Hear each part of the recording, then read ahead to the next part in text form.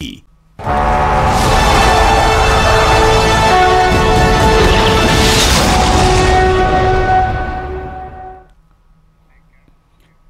स्वागत है आप सभी का न्यूज 18 राजस्थान पर। मैं हूं आपके साथ हेमंत कुमार। शाम के 7 बज रहे हैं, वक्त तो चला है आपके पसंदीदा बुलेटिन भारत राजस्थान का। प्रदेश की तमाम महत्वपूर्ण खबरों से लेकर देश दुनिया की खबरों पर भी एक एक करके नजर डालेंगे, लेकिन पहले शुरुआत करेंगे इस वक्त की सबसे बड़ी खबर के साथ। लोकसभा चुनाव से जुड़ी इस वक्त की बड़ी खबर मिल रही है। बीजेपी में अब 10 सीटों पर माथापच्ची और थोड़ी ही देर में बीजेपी कोर ग्रुप की बैठक शुरू हो रही है दिल्ली में।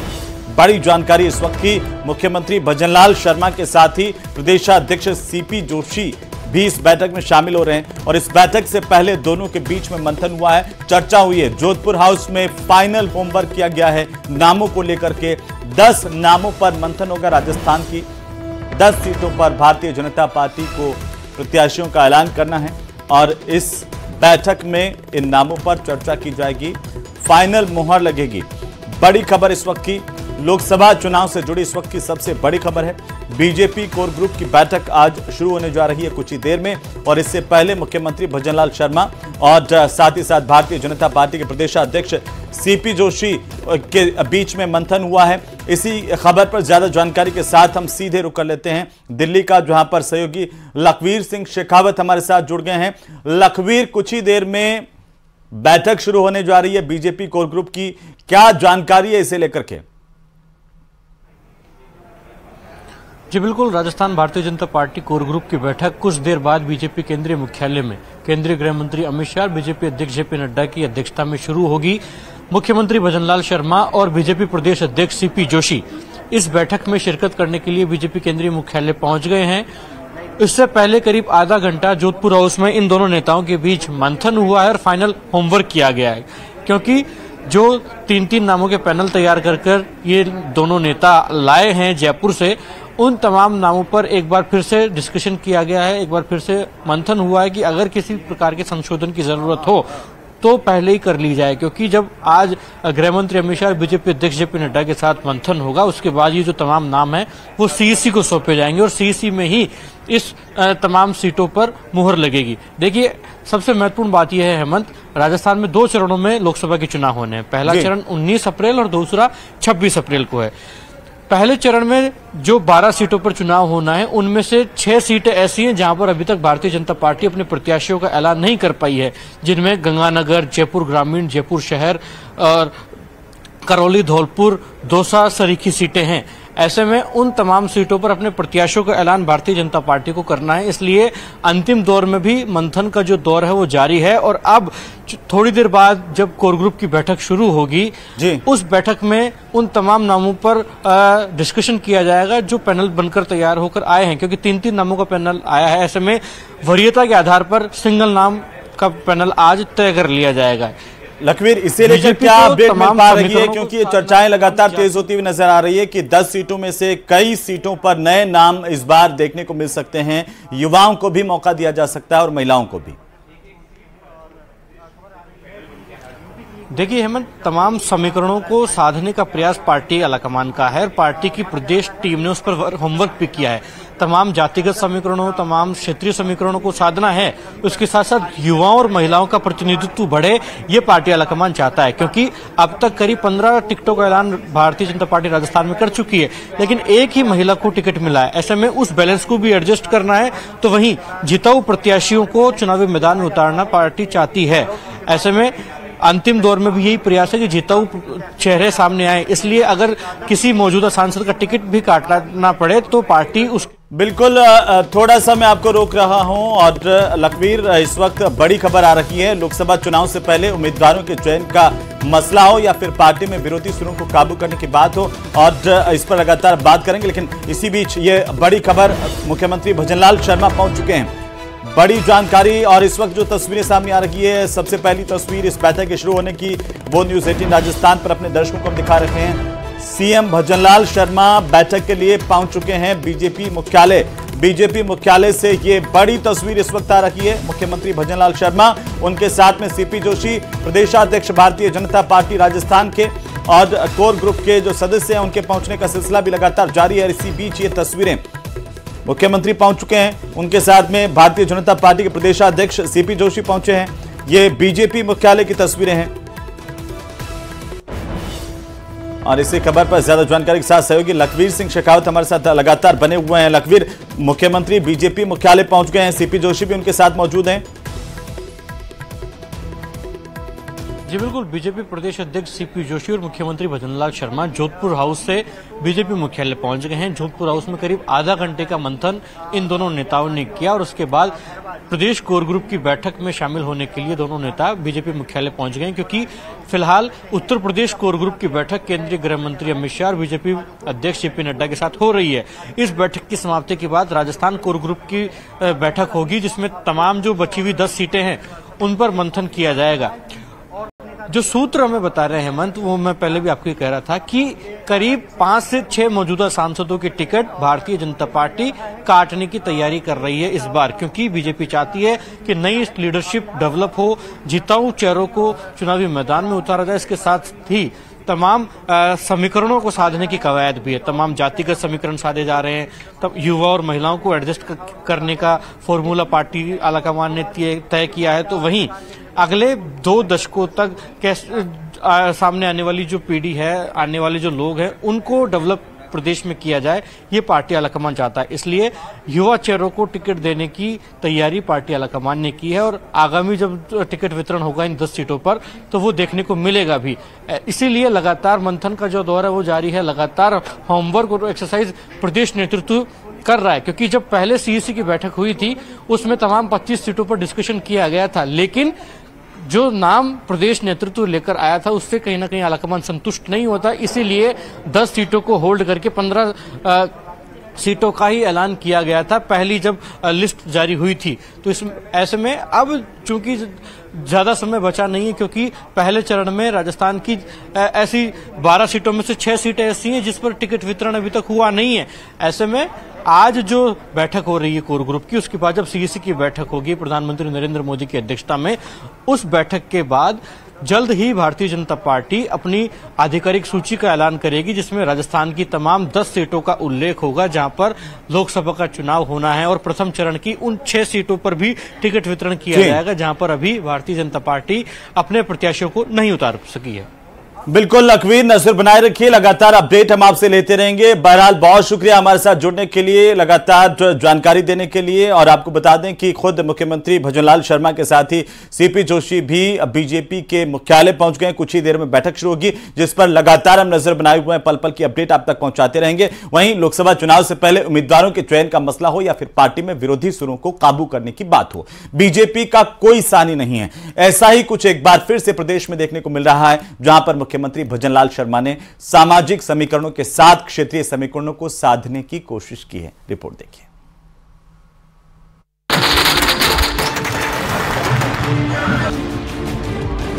मोदी है तो मुमकिन है, मोदी की गारंटी है। इस लोकसभा के चुनाव में भी मूल ओबीसी के लोगों को, विशेषकर कामगार लोगों को हमारी नियुक्ति से बड़ा उत्साह आया है। मेरे जैसे सामान्य परिवार के एक व्यक्ति को, कार्यकर्ता को इतना महत्वपूर्ण दायित्व दिया है, मैं इसके लिए पार्टी परिवार के शीर्ष नेतृत्व का आभार व्यक्त करता हूँ। सियासी रण में कैसे पार्टी को एकजुट किया जा सकता है, ये बीजेपी से बेहतर कोई नहीं जानता और इसका सबसे बड़ा सबूत सीएम भजनलाल शर्मा ने पेश भी किया है, जिन्होंने आचार संहिता लागू होने से पहले पार्टी में राजनीतिक नियुक्तियां कर कांग्रेस की मुश्किलें बढ़ा दी हैं। सबसे पहले बात करें तो सीआर चौधरी को, जिन्हें पहले प्रदेश उपाध्यक्ष की जिम्मेदारी दी गई और अब किसान आयोग का चेयरमैन बनाकर प्रदेश की जाट मतदाताओं को साधने के लिए बड़ा दांव खेल दिया है। जब कोई फायदा हुआ, और कई बार फायदा जो पहुंचाने वाला है ना, schemes of the central government, और उस स्कीम को लाभार्थी यदि ढंग से हमारा आदमी नहीं पहुंचा, then credit will take somebody else.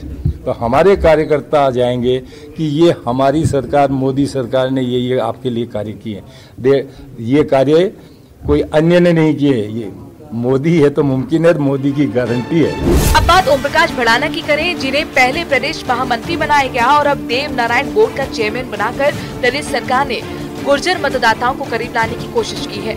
पूरे अजमेर की जनता द्वारा जो एक अतुल्य प्यार और प्रेम मेरे को दिया है, जिस प्रकार स्वागत किया है, मैं अजमेर जिले की जनता का भी धन्यवाद करता हूं और विश्वास दिलाता हूं कि आदरणीय प्रधानमंत्री जी का जो विकसित भारत का सपना है, उस सपने को पूरा करने के लिए भारतीय जनता पार्टी के कार्यकर्ता के रूप में हम सब जो दायित्व मिला, उस दायित्व का ईमानदारी से निर्वहन करते हुए आदरणीय प्रधानमंत्री जी के 400 पार के लक्ष्य को पूरा करने के लिए और राजस्थान में 25 की 25 लोकसभा सीटें भारतीय जनता पार्टी के झोली में जाएगी।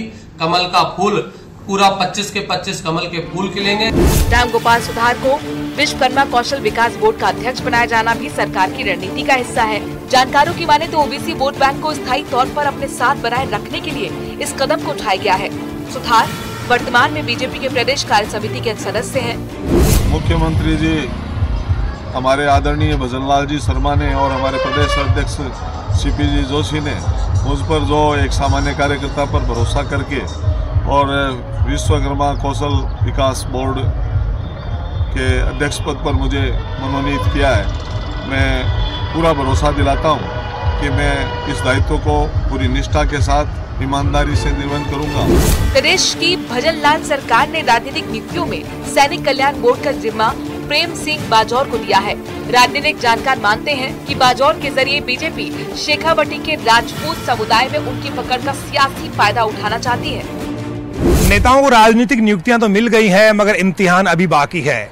लोकसभा चुनाव में इन नेताओं को साबित करके दिखाना पड़ेगा कि वो पार्टी के लिए कितने उपयोगी साबित हुए। चेहरे चर्चित हैं, मगर जिम्मेदारी इनके कंधों पर बड़ी है।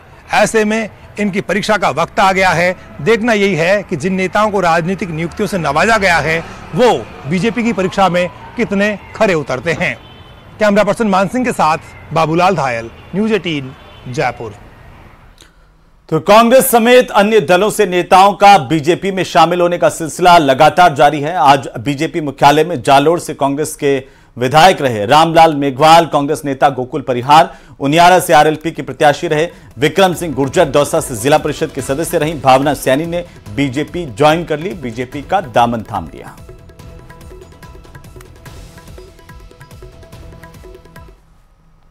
राजस्थान के इस पश्चिमी अंचल से जालोर से वहां की राजनीति के कांग्रेस के बड़े हस्ताक्षर रहे। कई बार चुनाव लड़े, एक बार जालोर से विधायक रहे।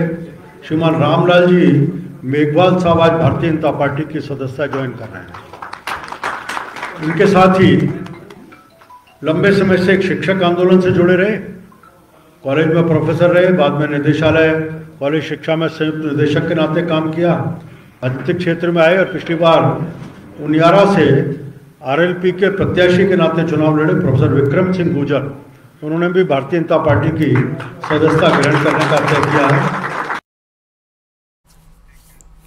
तो वहीं लोकसभा चुनाव में कांग्रेस जीत का खाता खोलने के लिए नया फॉर्मूला अपनाने जा रही है। 2 लोकसभा चुनाव में करारी पराजय के बाद पार्टी के वरिष्ठ नेता चुनावी समर से दूरी बनाते हुए नजर आ रहे हैं और ऐसे में अब पार्टी खाता खोलने के लिए नए प्लेयर्स पर भरोसा जताने जा रही है। यह खास रिपोर्ट देखिए।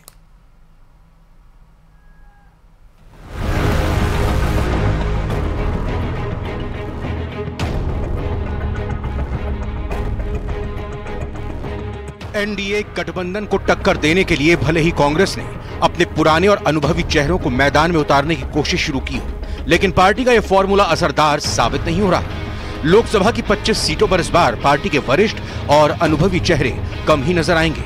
राजस्थान में कांग्रेस के सबसे धुरंधर माने जाने वाले पूर्व मुख्यमंत्री अशोक गहलोत, पूर्व उप मुख्यमंत्री Sachin Pilot, PCC chief Govind Singh Dotasra, AICC सचिव Bhanwar Jitendra Singh, Congress central working committee के सदस्य हरीश चौधरी और नेता प्रतिपक्ष टीकाराम जूरी जैसे कद्दावर नेता चुनाव मैदान से अभी तक दूर नजर आ रहे हैं। हालांकि पार्टी ने कई सीटों पर पुराने चेहरों को भी उतारकर अनुभव और जोश को एक साथ करने का फॉर्मूला बनाया है। लेकिन लोकसभा ऑब्जर्वर्स की रिपोर्ट के अनुसार इस बार पार्टी लोकसभा चुनावों में 2/3 से ज्यादा सीटों पर नए चेहरों पर दांव खेलने जा रही है।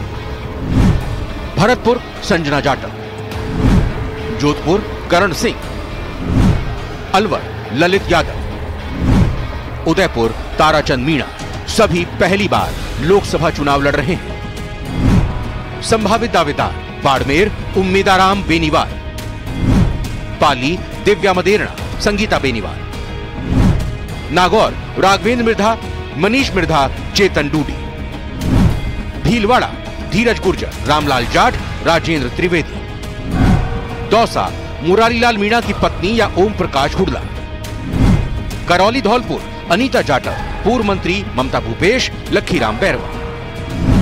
राजसमंद सुदर्शन सिंह रावत, लक्ष्मण सिंह रावत। जयपुर ग्रामीण मनीष यादव, विद्याधर चौधरी या जसवंत गुर्जर। बांसवाड़ा डूंगरपुर अर्जुन बामनिया। झालावाड़ प्रमोद जैन भाया।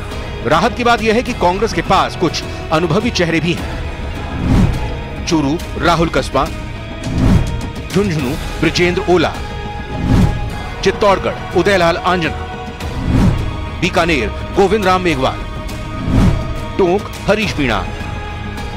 बीजेपी प्रदेश की सभी 25 सीटों को जीतकर हैट्रिक बनाने की तैयारी कर रही है, जबकि कांग्रेस के सामने लोकसभा चुनावों में सूखे को समाप्त करने की चुनौती बनी हुई है। कांग्रेस अब नए चेहरों पर दांव लगाकर लोकसभा सीटों पर खाता खोलने और खोए हुए जनाधार को पाने की कवायद में जुटी हुई है।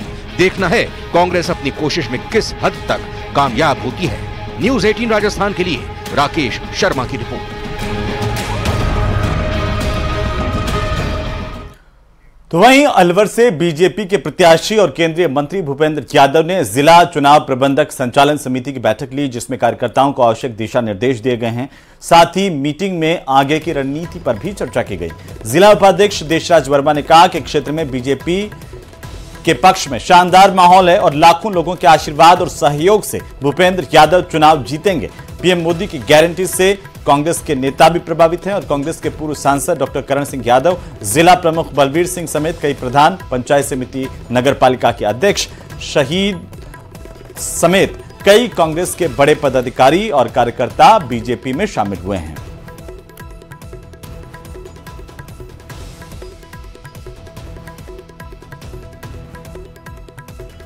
सुबह 7:30 बजे चुनाव कार्यालय पे आके दैनिक कार्यक्रम की मीटिंग लेते हैं।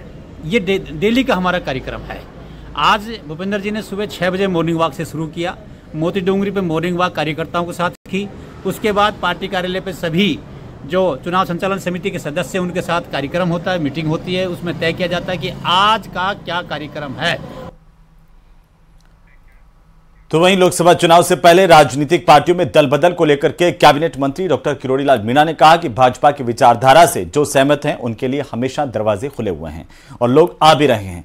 मंत्री डॉक्टर किरोड़ी लाल मीणा ने कांग्रेस को डूबता जहाज बताया। कहा कि डूबते जहाज पर कौन रुकेगा, कौन टिकेगा। जब गांव में आग लगती है तो चूहे निकल करके भागते हैं, वैसे ही पार्टी से लोग भाग रहे हैं। उन्होंने कहा कि कांग्रेस से भारत तो जुड़ा नहीं बल्कि कांग्रेस टूट रही है। तो ठीक है, जिसकी मन में इच्छा है वो कहीं जाओ। जो हमारे सिद्धांतों से, विचारधाराओं से खुश है उनके लिए दरवाज़ा खुला है, आए और आ रहे हैं लोग।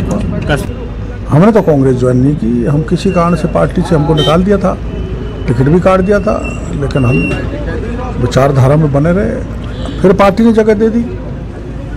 डूबता जहाज है, उसमें कौन रखेगा। जब किसी गाँव में आग लगती है तो मतलब आग लग रही है, वहाँ भारत नहीं जो भारत तो जुड़ नहीं रहा, कांग्रेस टूट रही है। तो गांव में जैसे आग लगती है तो वो चूहे निकल के भागते हैं। तो वहीं झुंझुनू से कांग्रेस के प्रत्याशी ब्रिजेंद्र ओला ने अपने मान नगर स्थित कार्यालय में कार्यकर्ताओं से मुलाकात की। इस मौके पर पत्रकारों से बातचीत करते हुए ब्रिजेंद्र ओला ने कहा कि विडंबना है कि पिछले 10 साल से लोकसभा में कोई भी सशक्त प्रतिनिधित्व झुंझुनू से नहीं मिला और इसकी वजह से 2013 और 2014 में जो काम यूपीए की सरकार ने मंजूर किए थे या तो वो अब तक शुरू नहीं हो पाए या अधूरे पड़े हैं। किसानों, महिलाओं, बढ़ती बेरोजगारी के मुद्दों के साथ जनता के बीच में जाएंगे। उन्होंने कहा कांग्रेस इस बार झुंझुनू लोकसभा क्षेत्र से जीत दर्ज करेगी। तो वहीं यमुना जल समझौते पर भी सवाल खड़े किए।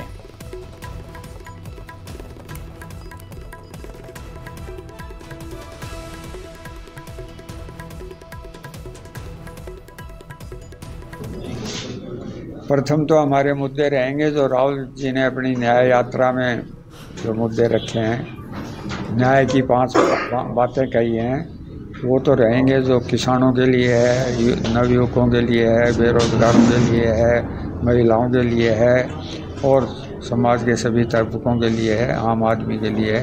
उसके अलावा जो हमारा पार्टी का औपचारिक चुनाव घोषणा पत्र आएगा वो भी मुद्दे रहेंगे। तो वहीं प्रदेश का चर्चित जल जीवन मिशन घोटाला कांग्रेस के दिग्गज नेता की मुश्किलें बढ़ा रहा है। 2 दिन पहले ईडी ने इस मामले को लेकर के कांग्रेस के पूर्व मंत्री के ठिकानों और उनके आवास पर जांच की थी और सोमवार को पूछताछ के लिए बुलाया था, लेकिन पूर्व मंत्री ने ईडी से और मोहल्लत की गुहार लगाई है। रिपोर्ट देखिए।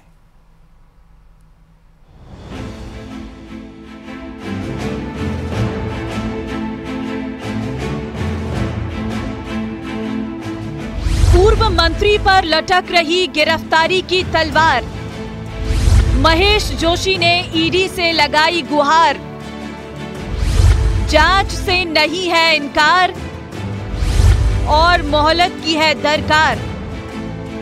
अंदाज भले ही बदल गया हो, लेकिन बीजेपी पर हमला बदस्तूर जारी है। अभी तक तो मैं समझ रहा हूं कि मेरे से किसने कांटेक्ट किया नहीं, लेकिन ये आरोप तो लगे हैं और जिन्होंने आरोप लगाए हैं ये बात उनसे पूछी जाए तो ज्यादा बेहतर है, क्योंकि हो सकता है मेरा सूचना तंत्र इतना मजबूत नहीं हो, लेकिन जब कोई जिम्मेदार व्यक्ति आरोप लगाता है तो किसी आधार पर आरोप लगाता है। दरअसल जल जीवन मिशन से जुड़े कथित भ्रष्टाचार मामले के आरोपों के बाद ईडी की ओर से पूर्व मंत्री महेश जोशी को समन भिजवाया गया और 18 मार्च को ईडी कार्यालय में पेश होने के लिए कहा गया था, लेकिन 18 मार्च को पूर्व मंत्री महेश जोशी ने ईडी से 15 दिन का समय मांग लिया। देखिए, बहुत जल्दबाजी का नोटिस भेजा है। 16 तारीख को मुझे दोपहर में नोटिस मिलता है और मुझसे ये निर्देश दिए जाते हैं कि मैं 18 तारीख को सुबह 10:30 बजे एक लंबी फेरिस डॉक्यूमेंट्स की उन्होंने मांगी, जो किसी भी तरीके से 12-15 दिन 20 दिन से पहले वो सारी फेरिस इकट्ठी नहीं की जा सकती। पूर्व मंत्री महेश जोशी पर जल जीवन मिशन से जुड़े मामले में 2000 करोड़ से अधिक के भ्रष्टाचार के आरोप लगे हैं। जलदाय विभाग के कई वरिष्ठ अधिकारियों पर ईडी ने कार्रवाई की। 16 मार्च को पूर्व मंत्री के आवास पर भी ईडी के अधिकारियों ने पूछताछ की थी। महेश जोशी के अतिरिक्त मुख्य सचिव सुबोध अग्रवाल के आवास पर भी ईडी ने छापेमारी की थी। खबर है कि ईडी के अफसरों ने जोशी के करीबी रहे संजय बड़ाइया से भी पूछताछ कर रहे हैं, लेकिन जोशी साफ कह रही हैं कि 16 मार्च को पड़ी ईडी के रेड में उनके घर से कुछ नहीं मिला। देखिए, मेरे घर पे तो कुछ भी नहीं मिला। मैं ये बताना चाहता हूं कि एक सिस्टम हो गया है आजकल, 10 जगह पे कार्रवाई होगी तो उनका जो प्रेस नोट बनता है एक इकट्ठा प्रेस नोट बना लेते हैं। ये उन्होंने सिस्टम बना लिया अपना, किसके अलग अलग क्या मिला क्या नहीं मिला ये नहीं बताते हो। उन 10 जगहों पे कुल मिला के क्या मिला वो प्रेस नोट में उसका जिक्र करते हैं। तो मैं नहीं समझ पाया हूं अब तक कि ऐसा क्यों करते हैं, लेकिन फिर भी उनकी प्रक्रिया का हिस्सा है तो मैं इस पर कोई आपत्ति भी नहीं कर रहा। लेकिन मैं चाहता जरूर ये हूं कि जब किसी के यहां कोई कार्रवाई हो, सर्च हो, रेड हो, तो उसके यहाँ क्या मिला अलग अलग बताया जाना चाहिए, जिससे जनता में कोई भ्रम की स्थिति नहीं। खबर है कि संजय बड़ाया से पूछताछ में कई अहम खुलासे हुए। बताया जा रहा है कि ईडी को जल जीवन मिशन से जुड़े कई अहम दस्तावेज हाथ लगे हैं।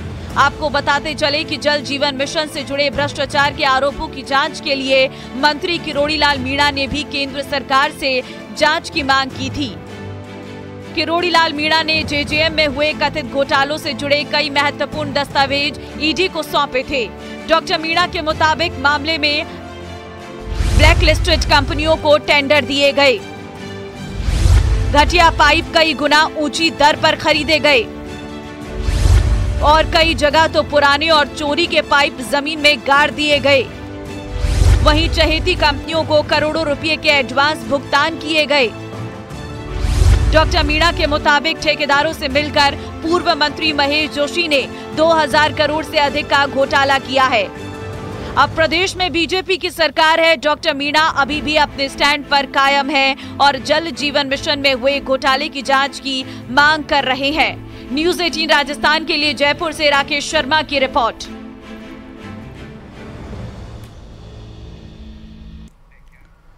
तो खबरें अभी और भी हैं, लेकिन फिलहाल वक्त तो चला एक छोटे से ब्रेक का। ब्रेक के बाद हम आपको दिखाएंगे 5 मिनट में 50 जिलों की खबरें फटाफट अंदाज में।